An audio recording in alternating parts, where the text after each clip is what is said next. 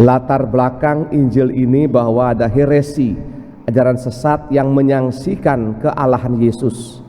Maka Yesus mengisahkan bagaimana ia bersatu dan berasal dari Bapa. Kekuatan yang sama, sehingga kalau kita menjelaskan apa itu Tritunggal, apakah itu politeis, kita mesti tahu bahwa kita punya Allah yang esa dan Allah yang hidup. Allah yang hidup ini berbicara, bersabda, maka sang sabda adalah menjadi Yesus. Kemudian orang hidup bernafas, nafas ini roh, ruah, telah Roh Kudus. Sehingga dengan gampangnya kita bisa menjelaskan seperti itu. Kalau kita jelimet pakai urusan Agustinus agak sulit sedikit. Saya menemukan ini, mudah-mudahan kita, kalau orang tanya itu misalnya, kamu punya Tritunggal 3 Allah ya? Tidak, kami punya satu Allah. Allah kami Allah yang esa dan hidup. Karena dia hidup maka dia bernapas dan berkata-kata.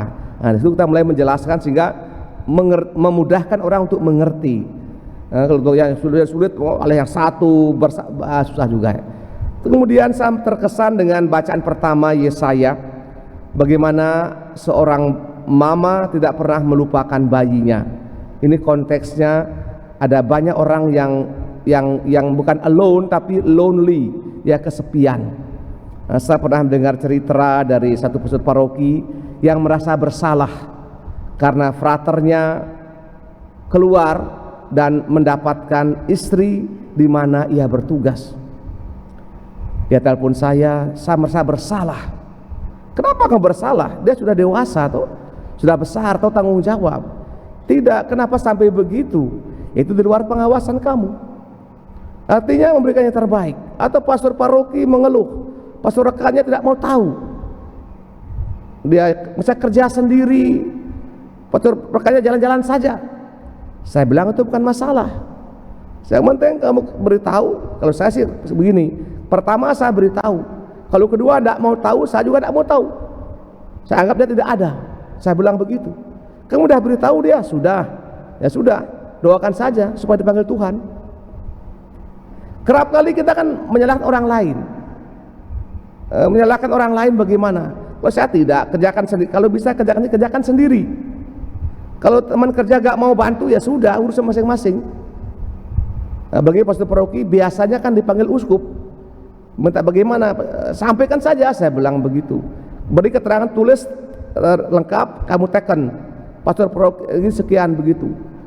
Pastor punya pastor kan begini, 1, 2, 3, kebaikannya apa, keburukannya apa. Biasanya begitu dipanggil, misalnya wawancara, pengalaman saya sih begitu, dipanggil bagaimana menilai pastor rekan, atau menilai umat, atau menilai diri sendiri. Semoga kita ibu sekalian tidak pernah merasa sendirian, karena Allah tidak pernah melupakan kita sebagai bayinya. Kerjakan yang terbaik. Yang penting kita bekerja baik, ibu sekalian, waktu sebaik-baiknya. Kalau misalnya sehari kita tidur mungkin 8 jam, mungkin kurangi 4 jam. Yang 4 jam kita gunakan mungkin nyapu di got di depan rumah kita, dibersihkan gotnya, mungkin kebun kita dibersihkan. Dengan tujuan orientasi bahwa masa prapaskah memperbanyak kerja tangan, memperbanyak waktu untuk berbuat baik. Kalau misalnya kita kebun bersih, gereja bersih, umat senang bukan? Dan karena senang itu adalah bagian dari iman. Semoga kita yang dipanggil Tuhan tidak merasa sendirian dan percaya bahwa Allah menyertai setiap orang yang berpikir baik, yang bekerja baik dan berkata-kata baik. Kita mohonkan rahmat dan semangat ini dalam misa pada pagi ini.